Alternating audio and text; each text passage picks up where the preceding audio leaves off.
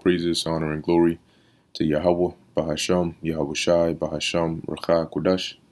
Double honors to the elders and the apostles of Great Millstone, and peace and blessings to the elect. And this is an article dealing with some information from this, or related to this Davos 2023 summit. Okay, and this article from Zero Hedge highlights a few points that they listed on, I believe, on their website or so, as to the agenda or the mindset or the goals that they're going to be pushing towards. Okay, and something very important that was mentioned in here was the use of the term "the new system." Okay, or a new system. So let's read a little bit of this, and let's get up to speed on it. So it says a new system inside the Davos Summit 2023 World Economic Forum conference looks set to focus on what the globalist elite can learn from their failures or from the failures of their demic narrative. So everything that has happened over the past 3 to 4 years. All right. It says the World Economic Forum's annual meetups kick off today. Politicians, corporate giants, philanthropists, and all manner of elite monstrosities gather for a weekend of telling each other how smart they are and making the world generally worse. But what's on their menu this year? Well, there are 5 main items up for discussion according to the World Economic Forum's website. If you click on here, this is the meeting overview that they linked in the article that I was just reading. Yep, you see that? So pretty much everything, what you see here is what is in this article here, these points. All right, as you can see, addressing the current energy and food crisis in the context of a new system for energy, climate, and nature. Hear that? So right there, that's your key word, a new system. A new system. So let's keep reading. It says here, so see if you can notice a pattern. According to the current energy and food crisis, addressing the current energy and food crisis in the context of a new system for energy, climate, and nature. Number 2, addressing the current high inflation, low growth, high debt economy in the context of a new system for investment, trade, and infrastructure. Now, and also you have 3, addressing the current industry headwinds in the context of a new system for harnessing frontier technologies for private sector innovation and resilience. So it looks like there's going to be a lot to unpack within these statements or these points that they're going to speak on. And like I've said before, they can try to be as as coded in their language as they want to, but eventually when it comes time to roll out your agenda, you have to let it be known. Okay. It says addressing the current social vulnerabilities in the context of a new system for work, skills, and care. So what's this new system going to look like? This new system that's going to deal with the current energy and food crisis, right? This new system that's going to deal with current inflation and low growth, high debt. New system that's going to deal with current industry headwinds, social vulnerabilities. Addressing work, a new system for work. Are we throwing in a universal basic income in here? Skills, care, It says the 5th point, addressing the current geopolitical risks in the context of a new system for dialogue and cooperation in a multipolar world. So seems like this new system is really at the top of their minds. And so we can see what that new system is going to bring. And, usually that's how they like to do things. They like to either create a new term or just pop open a new umbrella in which they can freely add things into, under a certain topic, right? So a new system. Well, a part of the new system is boom, boom, boom. A part of the boom, boom, boom, which is interesting when you go into Revelation 13. I think it's the 14th verse or so, either 14 and 15. It says that what they basically said to the people of the world, to let us make an image to the beast, which the image is the system. So now they coming with that new system, all right, the continuation. So let's see, all right, let's see. It says now none of this is news. A quote unquote new system for energy is a Green New Deal. A new system for international cooperation is some type of global governance. And a new system for investment and trade covers a lot of topics, including digital currency. Okay, so let's keep our ears out, especially on this topic right here. All right, and really all of them. Like I said, nothing new, but it's always refreshing to see in print with no effort to hide it. It's also interesting that they don't use the phrases "new normal," "great reset," "build back better" anywhere on the page, despite the fact it's obviously what they're talking about. A little victory for the alternate media, who have clearly raised enough awareness that those phrases are now considered too tainted to use. Well, I mean, I wouldn't really consider it a victory, because at the end of the day, whatever this newness that they're coming with is what we're about to see. And remember Revelation, the 12th chapter and the 12th verse. It says that the devil is going to come down with great wrath because he knows that he has but a short time. So they cannot keep going much longer trying to hide this and hide that. Eventually, they're going to just come direct with it, which the article also goes into. So it says, in fact, the WEF Brotherhood is clearly concerned about losing control of the narrative, as this article from a few days ago highlights, which the link is there. Now, I'm also going to link this article, the one we're reading right now, in the description box so you can get access to it. It says the world's biggest problem solvers need to craft better narratives.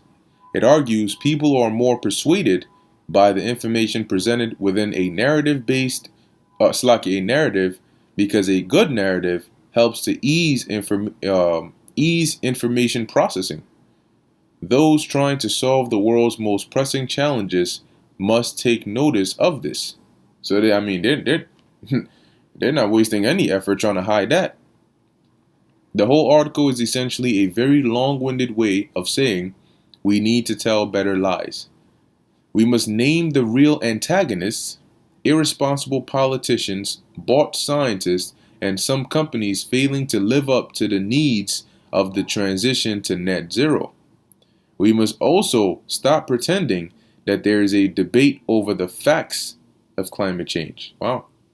A false balance is a phenomenon that occurs when a news organization or other media outlet presents an issue as being the subject of a debate, even when there is no actual debate or disagreement among experts on the matter. The author is talking about climate change, but his points about shifting blame and shutting down debate apply across the board.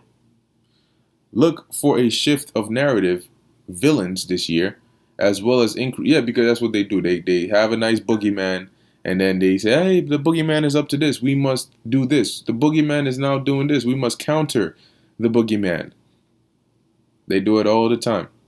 Whether it's a country, whether it's the big C, whatever it is, there's a boogeyman. Now it's climate change. So it says, as well as increased emphasis on positivity and unity. Unity likely means attempting to woo back some of the fringe mainstream elements pushed further to the alternate by the big C narrative, as did with Ukraine. Let's see. Yeah, okay. So it says elsewhere, and on a related note, there is likely to be talk of censorship. Oh, sorry. Counter misinformation, as discussed in this WEF article from 6 days ago, headlined "Digital Safety: applying human rights in the digital world. Really? So the agenda is the new system is a digital world, isn't it? Right? It says the article details the challenges facing the WEF's Global Coalition for Digital Safety in their effort to tackle the likes of child sexual abuse and exploitation, terrorism and hate speech, misinformation, and content related to self harm and suicide. Notice how hate speech and misinformation are thrown in there with the actual crimes. To quote Sesame Street, one of these things is not like the other. But that's no surprise in the age of legal harmless. Now, coming down a bit, let me see. It says here, yeah, it says another potential focus for discussion, highlighted in a couple of places, will be a push for more direct action. Revelation 12 and 12. Okay, what they seem to be calling tangible solutions. The head of Amnesty International, who will be in attendance, has called for Davos attendees to focus on tangible solutions that we already know work, rather than opting to protect the existing global economic system at any cost. So let the ship sink and do things that you know will work. Underlying that now is the time for action, not empty gestures, and simultaneously echoing the quote unquote new system messaging. The tangible solutions line is repeated in the narratives article mentioned earlier by financial consultant giant Mercer on their page about Davos, a WEF expert panel, and by Forbes in their article on young leaders at Davos. Let's come down a bit. It says, but it could be something else, perhaps a sign that the propaganda stage of the that word, is over. And now we transition to the next stage, signaling a move away from passive manipulation and psychology-driven control mechanisms and toward more direct enforcement. Okay, so this could, that's a good point. You can only, in order to actually put their plans into motion, yeah, you use passive manipulation and psychology driven control mechanisms and all that, but then eventually you have to actually start taking direct action. So let's see, because now that part of that direct action is going to be that MOTB.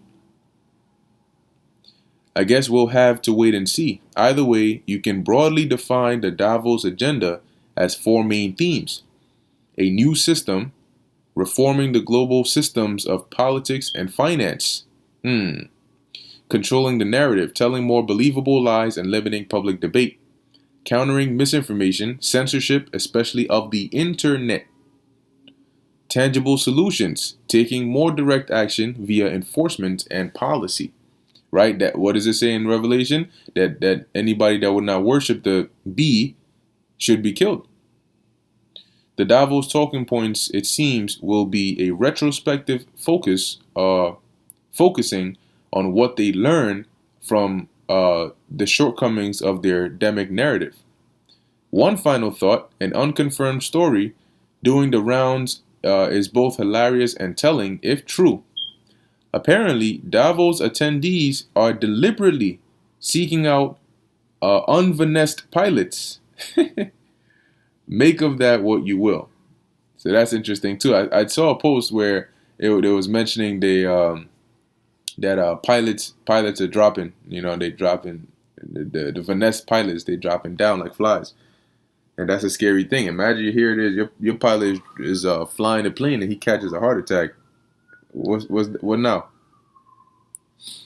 It says, now this is the book of 2 Corinthians chapter 2, verse 11.